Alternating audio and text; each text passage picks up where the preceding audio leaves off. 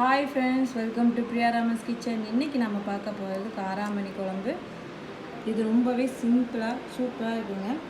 இது நாம எப்படி செய்யலாம்னு நாம இந்த வீடியோவை பார்க்கலாம்.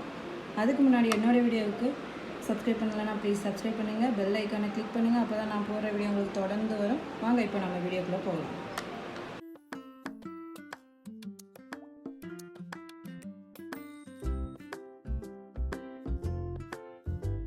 காராமணி குழம்புக்கு ஃபஸ்ட்டு நாம் தேங்காய் தானே அரைச்சிக்கலாம். 3/4 கப் தேங்காய், ஒரு தக்காளி சேர்த்து நம்ம அரைச்சிக்கிடுவோம். இப்போ ஒரு குக்கரில் எண்ணெய் வச்சுட்டு எண்ணெய் காஞ்சோடனே கடுகு சேர்த்துக்கோங்க.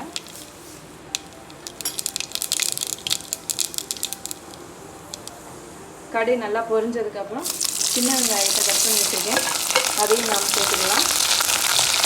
சேர்த்து நல்லா வதங்கிக்கணும். இப்போ வந்துட்டு நம்ம 2 தக்காளி பொடி பொடியாக நறுக்கிக்கிறேன், அதையும் சேர்த்து நல்லா வதக்கிடலாம். கொஞ்சமாக கருவேப்பிலை, தக்காளி வாங்கிறதுக்கு கொஞ்சமாக உப்பு சேர்த்துக்கோங்க. சேர்த்துட்டு நல்லா வதக்கி விட்டுக்கோங்க. இப்போ இந்த ஸ்டேஜில் நம்ம வச்சுருக்க 1 கப் காராமணியை இதோடு சேர்த்துடலாம். சேர்த்துட்டு நல்லா வதக்கி விட்டுக்கோங்க. எண்ணெயிலே நல்லா வதங்கட்டும். இப்போ புளி கரைசல் சேர்த்துக்கலாம். ஒரு எலும்புச்சம்பழ அளவு புளி எடுத்துக்கிட்டு அதை நல்லா ஊற வச்சு சேர்த்துக்கோங்க.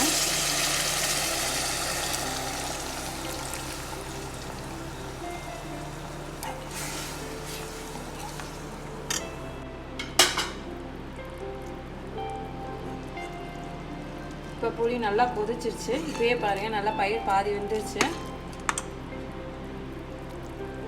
இப்போ இந்த ஸ்டேஜில் 2 டேபிள் ஸ்பூன் மிளகாய்த்தூள் சேர்த்துக்கலாம்.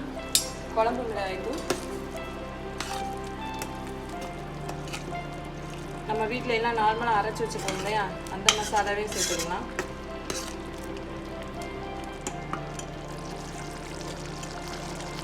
இப்போ மசாலா எல்லாம் கொதிச்சோடனே நம்ம அரைச்சி வச்சுருக்க பேஸ்ட் இதோட சேர்த்துக்கலாம்.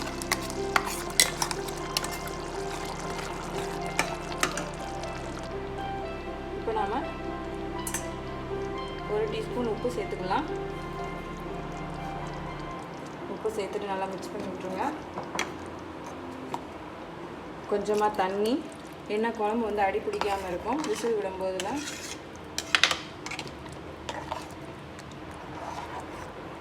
இப்போ நம்ம க்ளோஸ் பண்ணி வச்சிடலாம்.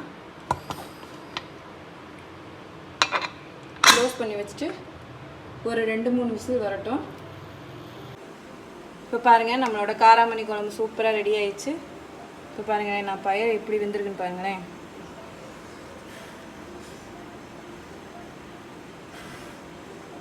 பாருங்கள், நல்லா மையாக வெந்துருச்சு. இதை நீங்கள் உங்கள் வீட்டில் ட்ரை பண்ணி பார்த்துட்டு எப்படி இருக்குன்னு சொல்லுங்கள். தேங்க்ஸ் ஃபார் வாட்சிங் திஸ் வீடியோ.